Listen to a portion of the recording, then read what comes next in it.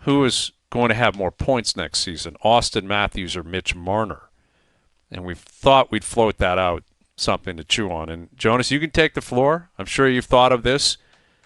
Who do you think will have more points next year, Matthews or Marner? I have not thought about this, so I don't.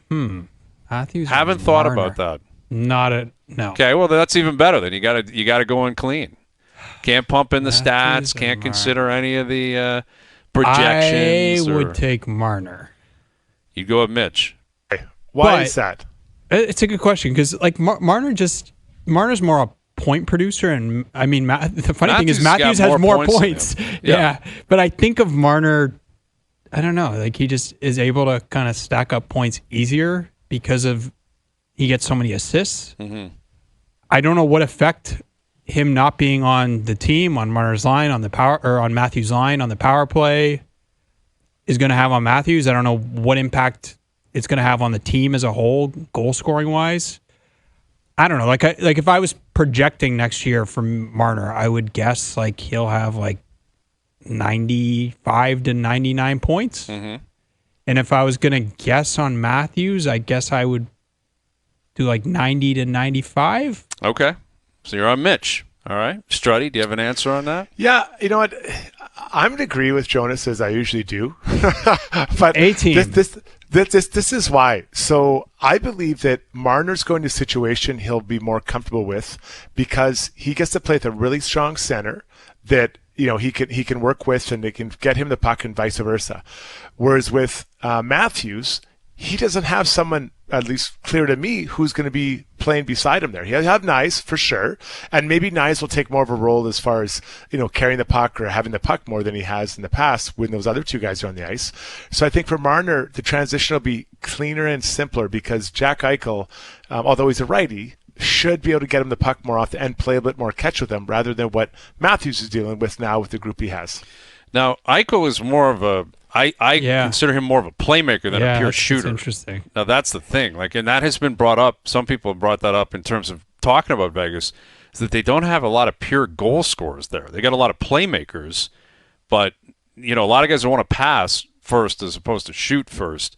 If you include Eichel and Hurdle and Stone, and that's obviously their big four up front. I think it'll be very close. I think I question whether or not Marner is going to put up the same amount of points based on the history of the Vegas Golden Knights, where there just isn't generally guys who put up massive numbers. We talked about this multiple times last year. Eichel set a franchise record last year, albeit they've only been around for a decade. Well, and they haven't had a guy like him, right? Yeah, I mean, I guess so. I mean, like who would you say who is that? Eichel? Like Eichel's a better player than Mitch Marner, though. Like Eichel, right? So they've had better players, and he's a center. But in terms of like his ability to stack up points, here's the question I have: like, Hayes, if you were going to project, how many goals do you think Matthews scores next year? I think he's going to hit 50. Okay, so I'm going to lean into him having a big bounce back year. Fair, I agree with that. So let's say he scores 50, right? Mm-hmm. Is he going to get 45 assists? Like, who is he setting up? Like, where?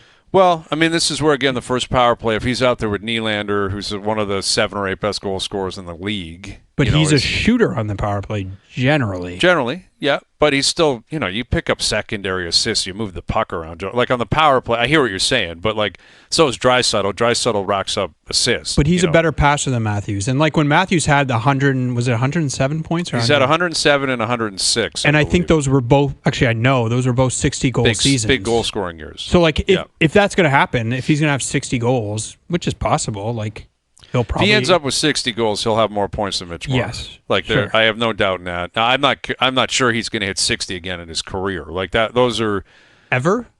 I don't know if he will. I mean, again, he's going into his 10th year. He's not young. Now Marner's gone. I wonder where his priorities go in terms of team first, defense, load management. It's an Olympic year. He's going to play a lot of hockey. I don't know.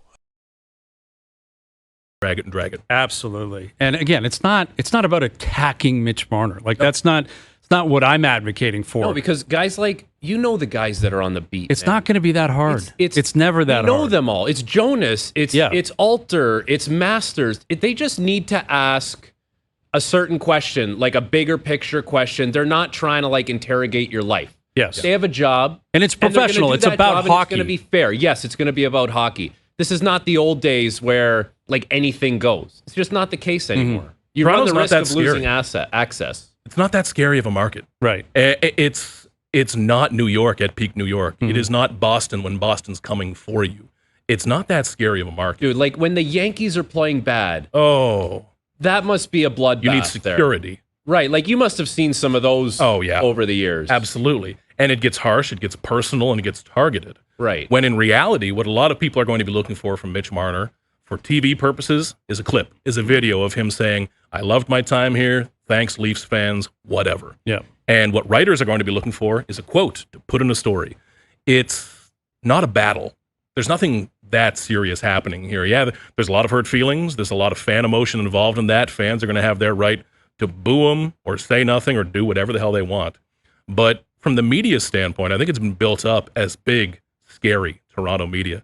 It ain't that serious. No, it's not. I promise you, it's not that serious. It's not, and you can speak to it because you get out. You know, this what happens is when it's your bubble, you just you extrapolate everything like, oh no, there's nowhere else like this. Well, how would you know? You've never been to Philly. You're not from Philly. You're not from Boston, New York, Chicago.